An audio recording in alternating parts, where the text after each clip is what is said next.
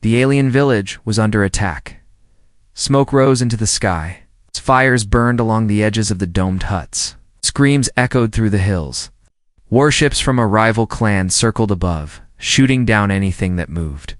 A small alien girl, barely 8 by human standards, ran barefoot through the broken streets. Her skin was soft and silver, her long ears twitching in fear. She clutched a toy something handmade, old and tattered. Her big, glowing eyes were full of tears. She had no one left. Her parents were gone. Her guardians had fallen. Her people were fleeing. But no one came for her. She crawled under a broken wooden cart and held her breath. As footsteps passed nearby, heavy boots, soldiers, enemies.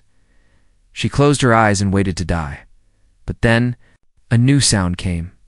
A powerful hum, a ship landing, different engines, and a loud, angry voice. Get away from her. It was not an alien voice. It was human. Private Jack Mercer, part of the Human Peace Division, had landed only minutes ago. With his squad, he had been sent to evacuate civilians, not to fight, but when he saw the chaos, he broke protocol. He ran straight into the battle zone, behind a pile of rubble. He spotted the cart. The little girl was hiding there, eyes wide with terror, her silver hair tangled and covered in ash. Jack knelt down. Hey, hey, he said softly, holding up his hands. I'm not here to hurt you. I'm here to help. She didn't move. Jack glanced around. The shooting had moved further away. He had only seconds. He reached out slowly. Come on, you'll be safe with me. She looked into his eyes. Those strange human eyes, filled with something she didn't understand yet. Trust slowly. She reached out and took his hand. Jack lifted her into his arms and started running. Later, when they reached the evac ship, the girl sat in his lap, clinging to his jacket. She hadn't spoken a word. She just stared at him. Jack tried to make her smile. Don't worry, kid. One day you'll grow up to be tall and strong, maybe even stronger than me. Still silence. He smiled and added, half-joking, maybe when you grow up, I'll marry you.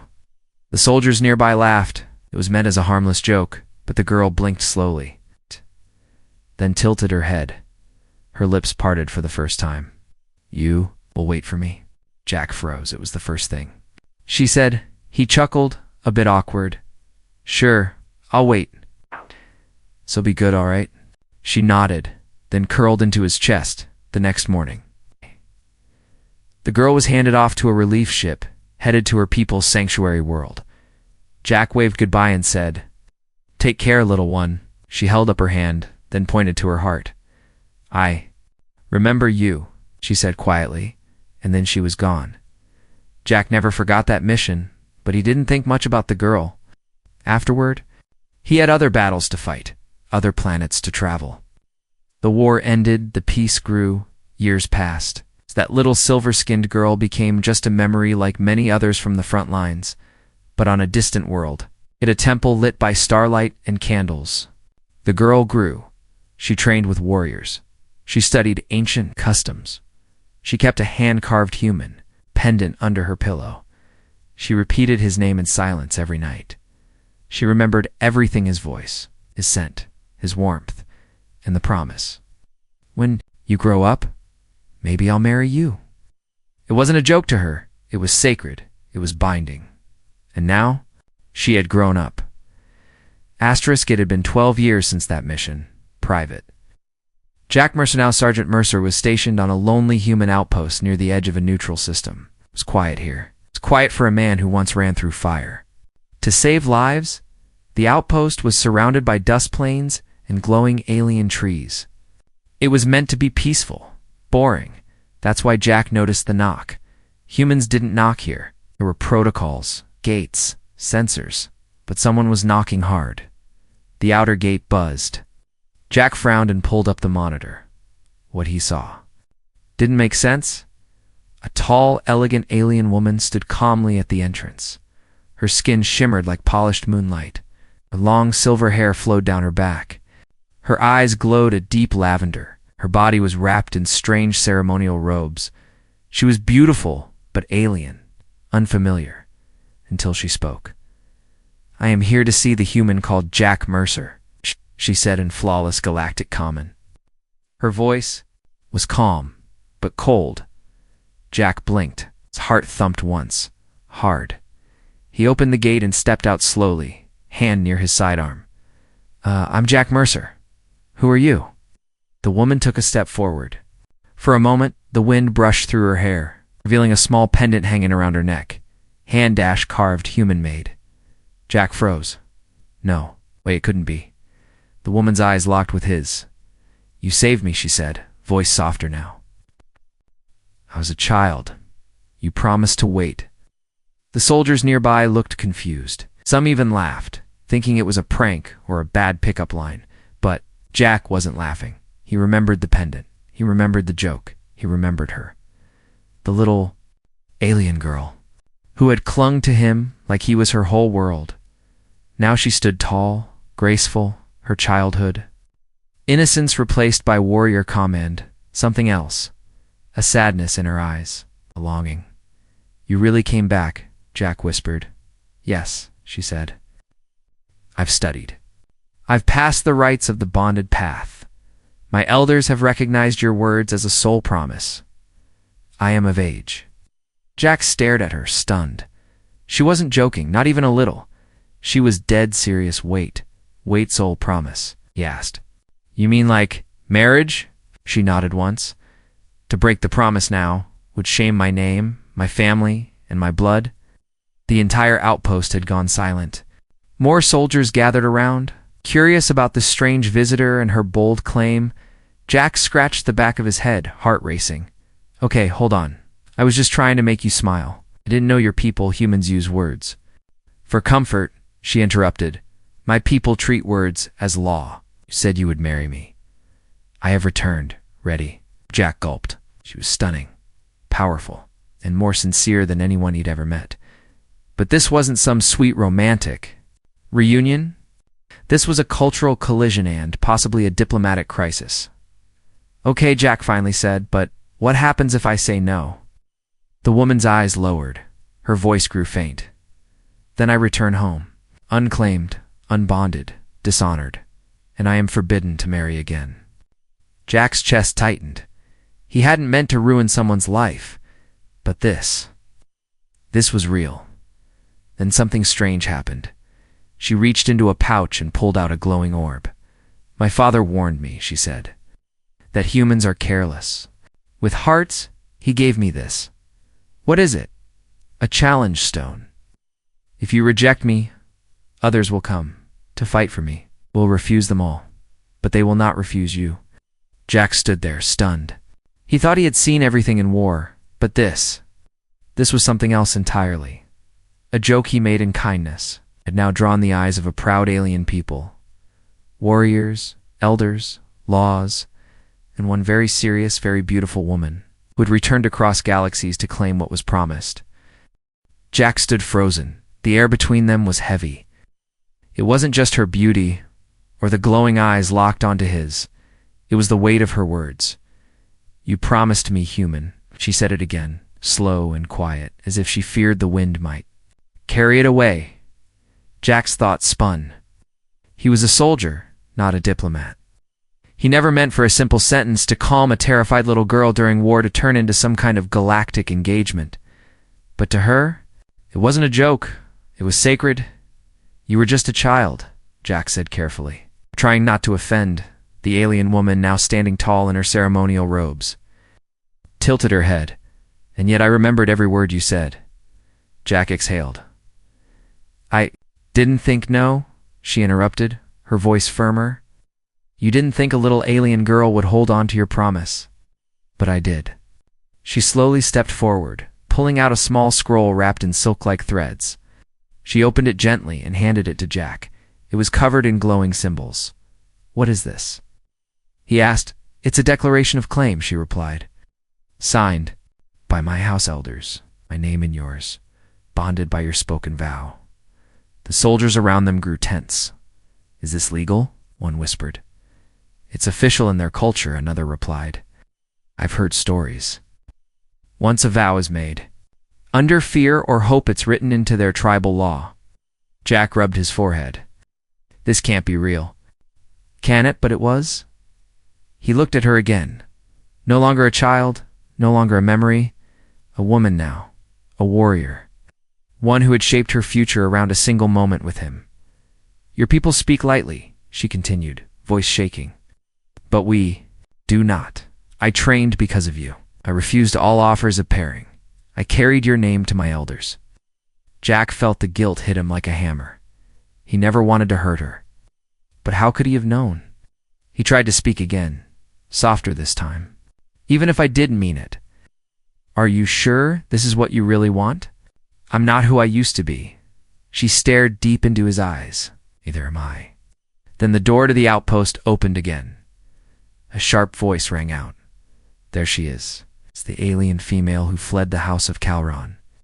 3 tall aliens stepped inside, the gates each wearing ceremonial armor and symbols that glowed with faint blue light. Warriors from her planet. Jack instinctively moved in front of her.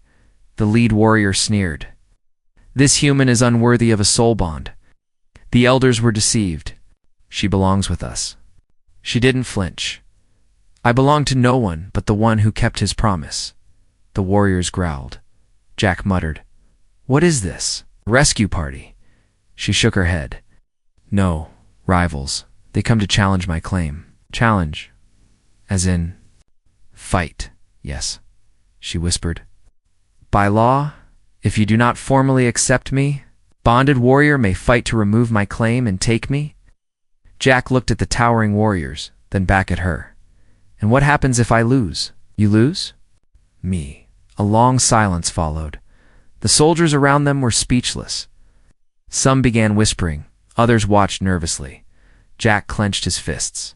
He had faced beasts in the jungle, death in the sky, betrayal in politics, but never this. Never something so personal. Ow. And so out of his control. He didn't know what scared him more, the fact that they were serious, or the fact that he was starting to be too. He glanced at her once more. She wasn't begging. She wasn't trying to trap him. She had simply believed in him from the moment he rescued her to now. I haven't seen you in over a decade, he said finally. And yet you've waited for a maybe. She nodded, her voice soft, because to me, it was everything. Jack took a deep breath and stepped forward. He didn't say yes. He didn't say no. Instead, he reached out and took her hand. Her eyes widened. So did the warriors. A soft glow appeared between their joined palms. A bond, sparked real, ancient. Binding asterisk, Jack didn't want to let go of her hand.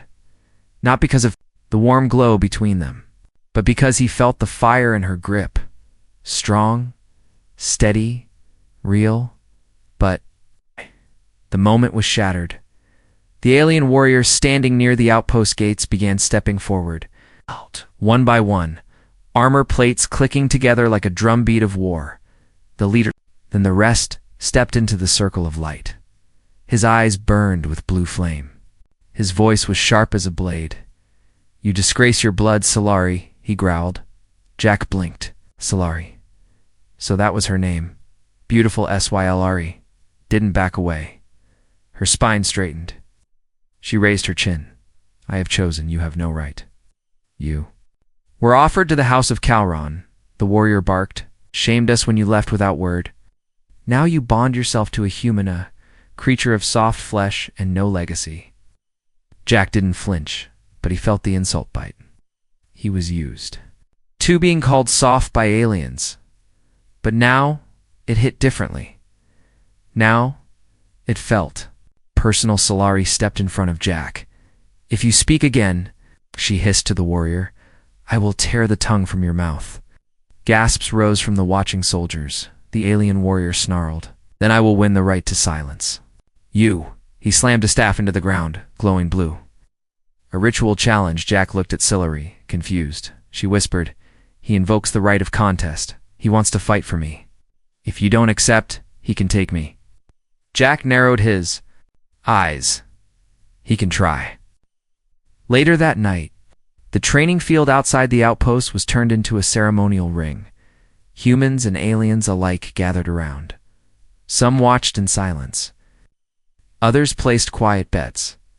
Jack stood in the center, shirtless, his chest scarred from years of war. His fists were taped, his pulse steady.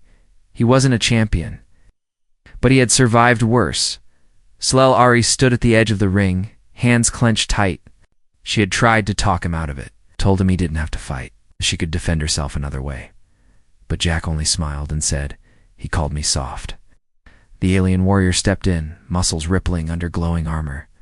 His weapon buzzed with energy. He didn't expect a real fight. He expected a lesson. He thought Jack would be broken in. Minutes he was wrong. The battle began with a roar. The warrior lunged, staff swinging like a hammer. Jack ducked, rolled, came up with a sharp elbow to the ribs. The alien staggered, surprised by the speed. "Too slow," Jack muttered, but the warrior charged again. Sparks flew. The staff grazed Jack's shoulder. Tearing flesh, blood spilled. Jack hissed in pain, but grinned through it. Now it was real. From the edge of the ring, Solari watched every move, every hit, every dodge. She had dreamed of reuniting with the human who saved her, but she never imagined him fighting for her in front of two species, against someone her own people called a future leader. She hated seeing Jack bleed, but she also felt something stir, something fierce, something proud. The fight dragged on. Jack's breath was heavy, his body bruised, but the alien warrior's strikes were growing slower, more desperate. Jack saw it. The moment, and struck. He ducked low, swept the leg. And as the warrior fell, Jack rose and landed a punch straight into his jaw. The ring echoed with the crack. The warrior collapsed, unconscious. Silence, then the ritual priest, standing nearby, raised his hand. Victory. To the human. Claim accepted. The crowd exploded in shouts, some in celebration, others in disbelief. But Solari, she didn't move. Tears welled in her glowing eyes, not because he won, but because he had chosen her, even when he didn't have to. Jack limped toward her, wiping blood from his mouth. She stepped forward to steady him, her arms trembling. "You fought for me," she whispered. Jack nodded. "No one calls me soft in front of my almost fiancé." She laughed, breath shaky, then hugged him tight. For the first time in years, she felt like that little girl again, safe in his arms. But this time, she wasn't small, and he wasn't joking. The victory celebration was short. Jack barely had time to rest when Solari's face grew serious again. Her hands trembled as she cleaned the blood off his shoulder. "You shouldn't have fought him," she whispered. "I had to," Jack said. "He thought you were just a prize, but you're not." She looked at him with soft, glowing eyes. "You still don't understand, do you?" Jack raised an eyebrow. "Understand what? That was only the first test." Jack froze. "What? Do you mean?" Solari took a deep breath, then led him away from the outpost into the nearby forest. The moonlight filtered through tall, glowing trees. Alien insects chirped. There was a kind of peace here. But under it, something heavy stirred. They stopped. At a quiet pool of water, surrounded by stone carvings and glowing vines. "This is sacred ground," Solari said. "Oh," Jack asked slowly. "Not by strength," she replied, "but by heart, intention, spirit, trust." Jack sat down beside her. "You're making it sound like some kind of trial." "It is," she said. Then she pulled a crystal from her robe. It glowed red and gold. Jack felt a strange hum in his chest, just looking at it. "This is a binding flame," Solari said. "One of us must hold it. The flame will test the truth of our bond. What happens if we pass? We are joined by ancient right. Your name will be carved into my soul. And if we fail," Solari looked away, "one of us will forget the other. Forever." Jack's heart sank. He stared at the crystal. Something about it felt alive. "You're serious?" he asked. "This thing can?" Erase love? It doesn't erase love, Solari whispered. It erases memory. If our bond is false, the flame protects us from pain. But it takes everything. Jack looked at her. For a moment he saw both the little girl and the strong woman she became blended into one soul. And he realized he didn't want to forget her, not even a little. Give it to me, Jack said. Solari blinked. Are you sure? No, he said honestly. But I'd rather lose everything than walk away now. She nodded and placed the glowing crystal in his hand. The moment it touched his skin, it burned, not like fire, like memory, in a rush. Jack saw her face again at 8 years old, muddy and afraid, then at 12 on a screen staring out from a refugee list, then at 16 training with warriors. Her image shone on a galactic report he didn't know he remembered, and now's this beautiful woman, sitting beside him, staring into his soul. She had always been there, even when he forgot. Her. His heart remembered. The flame flared gold. Solari gasped. It's accepting you. But then, the flame flickered, fading to gray. Jack winced. What's happening? Solari's voice trembled. You have doubt? Fear? You must speak the truth. No. Jack closed his eyes and shouted, I didn't mean to promise you. I didn't know your world. Your Lazai was just trying to give a scared little girl hope. The flame pulsed. He breathed heavily. But if that moment gave you strength, if it helped you survive, then I don't regret it. The flame shimmered, and if becoming yours now truly makes you happy, he opened his eyes and looked at her. Then I want to be yours. The flame burst into blinding white dot, then slowly faded into a soft, warm gold. It hovered between them, then split. Half sank into Jack's chest, half into Solaris. They both gasped, falling forward. Forehead to forehead, something ancient moved between their hearts. A binding older than stars. They'd stayed like that for a long time, holding each other under the alien moonlight. The trial was over, but something new had begun. Not a promise, not a joke. A bond real.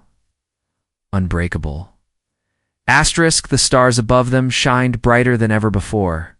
Maybe it was just in Jack's eyes. Or maybe the bond had really changed something. The golden flame had vanished into their chests. The trial was over. The binding flame had accepted their truth, but Solari wasn't smiling. She stood slowly, her fingers still trembling. What's wrong? Jack asked. She didn't answer right away. Instead, she stepped forward and pressed her palm against a nearby stone pillar, one that glowed faintly as if it had been waiting for her touch. Suddenly, the forest shifted. Dozens of blue orbs rose into the air, floating like stars around them. They lit the clearing in a soft, holy light. Solari turned to face Jack. This is the final step, she said. Jack blinked. Final step? I thought the flame proofs were true, she said softly. But this is where we choose each other, in front of the old spirits, in front of the stars. She knelt. On one knee, to Jack's shock, she placed both her swords in front of her, pointed down, and lowered her head. By our law, she said, voice echoing in the clearing, I surrender all pride. I surrender my claim of strength. I offer myself to the one whose words built my future. Jack's heart raced. This wasn't just tradition. This was love spoken in the most powerful way her people knew. I don't know what to say. Whispered. Then speak from your soul, she said gently. Jack took a breath, and then he slowly lowered himself in front of her. And did the unthinkable. He knelt too. I didn't mean to make a vow back then, he said, voice shaking. I didn't know you'd carry it through fire and time. But you did. He looked into her glowing eyes, and now that I do understand what it means, I want it. Solari blinked, her lip trembling. Jack continued, You're no longer the little girl I saved. You're a warrior, a woman, and someone I don't want to lose. Then he reached into his coat pocket and pulled out something. Old, worn, faded, the same hand-carved pendant he gave to her as a joke 12 years ago. She gasped. You kept it? Jack smiled. Thought it was long gone. But it stayed with me. Somehow like you were always supposed to come back. Solari closed her eyes too. Tears slipped down her cheeks. They weren't from pain or fear. They were from homecoming. The stars above pulsed one by one, as if the galaxy itself was. Listening, Solari stood and walked toward him slowly. The ceremonial robes around her flowed like water. "Jack Mercer of Earth," she said aloud, her voice suddenly strong, almost royal. "I ask you to stand with me, not as a protector, but as a partner. Will you accept the title of bonded soul? Under my house?" Jack gave a small, crooked grin. "With one condition," he said. She narrowed her eyes. "What is it?" "You don't call me soft anymore." She laughed, and the forest echoed with her joy. "Deal." Then, as tradition demanded, they pressed their foreheads together beneath the largest glowing tree, their names his and Terran. Script, hers in curved alien runes, burned into the bark behind them. The bond was complete. The vow was spoken, but it wasn't magic or law that held them together now. It was choice. It was love. Later that night, the stars still shimmered above as they sat together on a rock overlooking the valley. Jack glanced at her. "You know," said, "I thought I'd grow old alone with maybe a dog and a bad back." Solari smiled and leaned her head on his shoulder. "Now you get me instead." "Lucky you," he chuckled. "You're way louder than a dog." She bit his shoulder playfully, and he winced, then smiled. Yeah, he was lucky. The next morning, the human outpost was unusually quiet. Bird-like creatures chirped over the forest, the air cool and fresh. Dew sparkled on the leaves. Soldiers moved softly, as if they didn't want to disturb something sacred, in the center of the camp. 2 names were now carved into a glowing slab near the command tent. J. Mercer Solari, daughter of Yeshiran Ancient Bon, now part of both their worlds. Jack stood near the edge of the hill, arms crossed. Watching the sunrise, he felt different. Not because of the ceremony, not even because of the binding, it's a flame in his chest, but because for the first time in years, he felt whole. Behind him, soft footsteps approached. Solari wrapped her arms around his waist and leaned her head against his back. "No dreams last night," she whispered. Jack turned around. "Bad ones." She smiled faintly. "No, just silence. For the first time, since childhood. It means my spirit is calm." He brushed a hand through her silver hair. "Good. You deserve peace." They stood together for a while, no words needed, but soon. The silence was broken by a sound Jack never expected to hear. Applause, slow, scattered, then louder. The soldiers of the outpost had gathered in a circle near them, clapping as they approached. One of the senior officers, Captain Darnell, stepped forward and gave Jack a long look. "You always did have a weird sense of humor," the captain said. "But I'll admit, this time you turned a joke into something damn legendary." Jack grinned. "Guess I'm just full of surprises." The captain's face turned serious. He handed Jack a data scroll. "Official order. You're being reassigned." Jack opened it and read the lines. "Wait. Diplomatic liaison." Solari's eyes widened. "What does that mean?" Darnell smiled. "It means Earth wants to formally recognize your bond. And since you're already bonded to a high-ranking daughter of an alien house, they want you to help bridge the worlds." Jack blinked. "So we're ambassadors now?" "No," the captain said. "You're living proof that some promises are worth keeping even when you don't understand them at first." That night, a celebration was held under the twin moons. Humans and aliens danced. Fires glowed bright. Drinks were shared, and laughter rose from both species. Solari, dressed now in both human military fabric and her tribe's ceremonial armor, stood with Jack as the stars watched above. She held his hand tightly. "Was afraid," she admitted, "that when I returned to you, you'd laugh."